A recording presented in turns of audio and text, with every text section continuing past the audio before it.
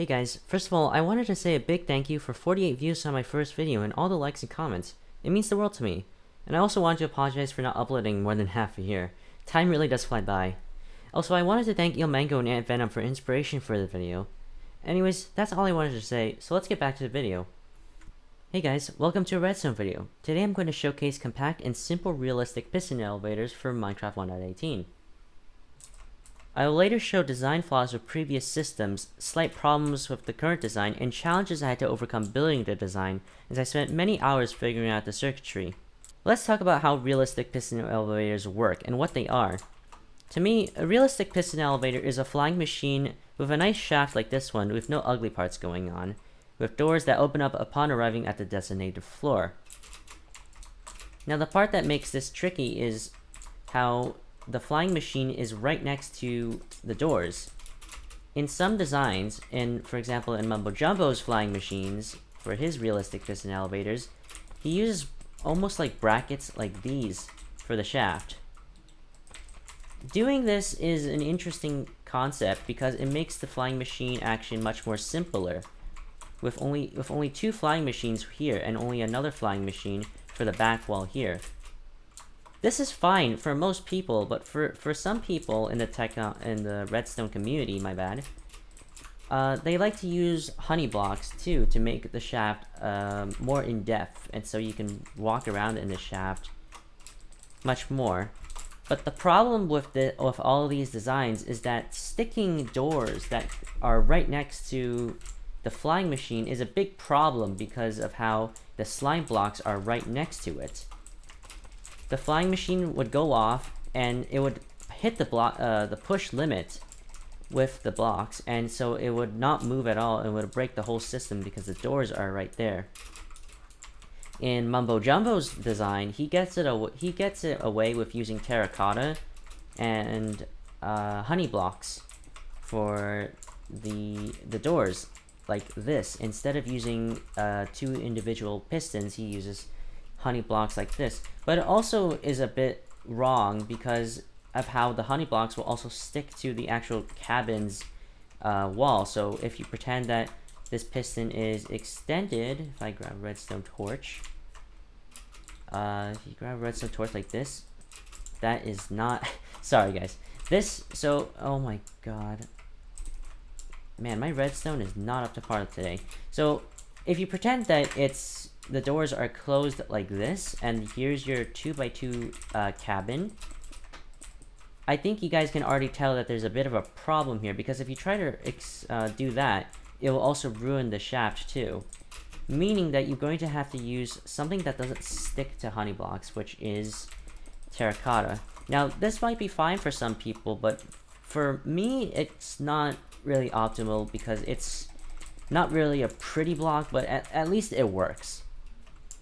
Mumbo Jumbo even said in his video that it's not really pretty, but it works for the most part. Now, on this design that I have recently built a few days ago, it uses a very compact system in comparison to the version 3 version, which is right over there. This is version 4, and how it actually works is that the flying machine was not designed by me. That's full credit to DocM77. I will only be showcasing the ask and receive system along with the doors system that was fully designed by me.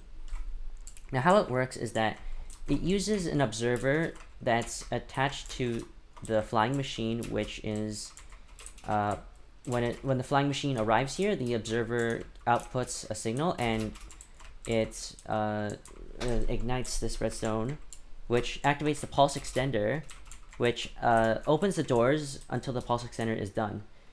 In the meantime, while that's happening, the lime circuit activates, and I've made all this in wool so you can understand it better, but basically what the lime circuit does is that when the elevator is not here, it prevents you from opening the doors with the button when the elevator is not there. So basically, this orange circuit right here is the call elevator button, and so when you press it, it does a lot of things. For one, it activates the doors, opening them, which is why we have this yellow block. This orange block right here. This is basically a basic monostable circuit. it opens the doors, and at the same time, it also powers it updates the observer for the flying machine to go up. It will also send the redstone signal to the cyan circuit, which is how the ask and receive system works. Now this is a bit complicated for some people, but it's actually not. It's actually kind of easy to comprehend once you get it.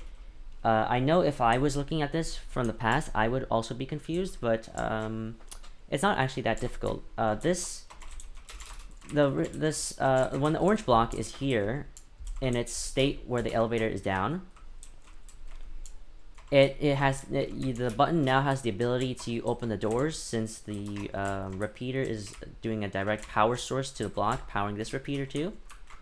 And it's also at the same time, since this block is now powered, it pushes the piston, and the observer it goes up and then it goes down, outputting a signal for this redstone torch elevator. And then there's a certain delay for the doors to close, and then it goes up. So if I quickly demonstrate, the doors open up, we get a nice ding. The doors close, and we have a just-in-time delay for the elevator to go up. Now, if we actually look at how it works, this would be a lot more easier for you to comprehend once you actually see it working. So yeah, orange block gets pushed down, monostable circuit, the pulse extender works, and it closes the doors, opens the doors. And it's basically the same exact system that's on the bottom, but just repeated on top, and kind of just squished together more, so that the flying machine doesn't go through the redstone. And this all fits into an 11 by 11 plot. Now, you could make it 11 by 10, and that's the only reason why it's 11 by 11 is because of this piston right here. Now, it doesn't really matter that if it's here or not. You could place it here. It really doesn't matter. I just placed it here because I thought it would look slightly more cleaner. But basically what this does is, if the elevator is up there, you can press the call elevator button, and it will transmit a signal all the way up here to the yellow circuit, which updates the observer, setting the elevator down.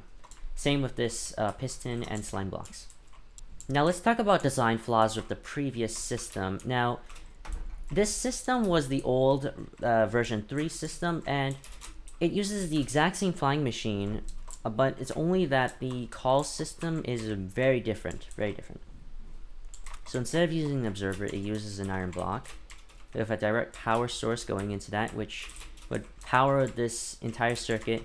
And what the problem was with this version was that it was very over-engineered.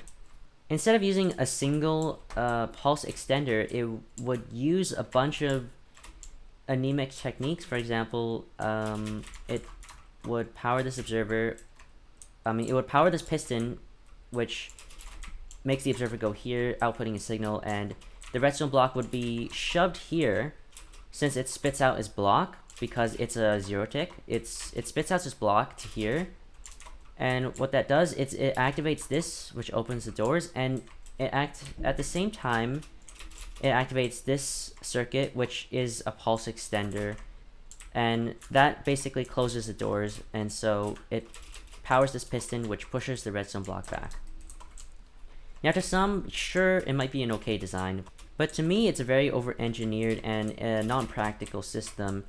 For the lime circuit, instead of using a monostable circuit, it uses another redstone torch elevator that's attached here, which basically gets rid of the block here on this circuit. So it's almost the exact same design, except it uses this redstone torch elevator, which can complicate things because it is a bit more messy. Now, for the yellow circuit, which is the circuit that updates this observer for the elevator to go up and down, instead of using delays, it uses a separate pulse extender to wait for the doors to fully close, which then sends the elevator up. If I demonstrate, you'll see that once the doors close, it has a longer delay for the for the elevator to go up because it uses another pulse extender. Looking at the top, it has an even worse over-engineered system, as we had to end up shoving everything to the side, which means we have to put pulse extenders on the bottom, pulse extenders on the top, and pistons. We have to compact everything together, and it's not even really compact, to be honest. It is very messy, and it's made out of iron blocks, and so it's really difficult to tell what's going on, but it's almost the exact same system. Now, slight problems with the current design follow through with the ask and receive system, also known as the call button. Basically, it has to do with the lime circuit, and since if you are down here and you call the elevator, what happens is this lime circuit, it doesn't end up working properly. Like, for example, see, we have this problem right here, which it should not do that. So if we like call the elevator, it sends the elevator down fine, but the problem is this block doesn't get retracted by this piston, meaning that the person standing up here can open the doors, which is not supposed to happen. And it also is present within if you try to call the elevator from down here, from up here, I mean, as well. See? So once the elevator is up here, now it is somewhat solvable. It does somewhat fix itself automatically, but it's not ideal. But we still have this problem right here. So for example, if I call the elevator, that would happen. The doors would open when the elevator is not there, and it's not, I don't know if I'm explaining it wrong, but it's not a very ideal situation. Now, you could combat this by trying to route the ask and receive system by making another line that goes here and that deactivates the lime circuit. But I didn't do that because I wanted it to be a little more simplistic, and since it technically already fixes itself, I figured it wouldn't be the biggest issue in the world. But if anyone wants to go fix that, then be my guest. Now technically, when I did do that other line system, it did break somehow. The elevator flying machine, it somehow disassembled itself. Not fully, but to a point where it was unusable. However, it did fix itself once again, which is surprising. My theory is that the redstone torch elevator was the problem, because it might have activated one of the because since you're running a line that's directly right next to it, the redstone torch might have activated the redstone line, which is a problem that I encountered right here, which is why we had to use a repeater. Now, I tried doing this fix to that other line, but it didn't work also, and so I decided to scrap the idea. Mainly the problems that I encountered while building this design and designing it was trying to compact and shove everything into a neat and tidy area that's understandable. And the previous design, it was a very, very like everywhere system. Like there was a bunch of stuff going on and you couldn't tell what did which, and it just needs to be redesigned totally. The top was the biggest issue because it had problems with trying to move the pulse extender, which is the red circuit, to the side, because on the bottom circuit we have it on the bottom of the flying machine, but we can't do that here because we can't stick it at the bottom because the flying machine will go through it and will destroy it. And we can't mount it at the top either because it would take up too much space.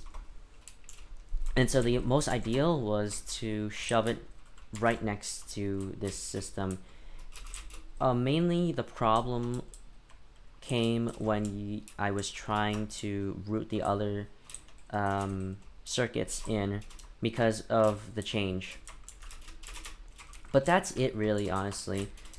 The only other problem too was the flying machine. it is not extremely reliable, and I'm not trashing DocM77's design. No, I can't design anything like this. I fully respect him with his redstone design. It was just that it would break if anything was unfortunately mounted too close to it, or it was or if there was another redstone component that was powered and updated the observer. And so what would happen is it would gradually disassemble itself, and I had to fix it a total of like, I think 5 times. And that might not sound so bad, but when you're trying to deal with flying machines, it's a big pain for me. That's the end of the video, guys. I hope you guys enjoyed this video, and I hope it helped you understand how my circuit worked a little more. And if you want a tutorial for how to build this thing, then just leave a comment down below. But otherwise, see you guys.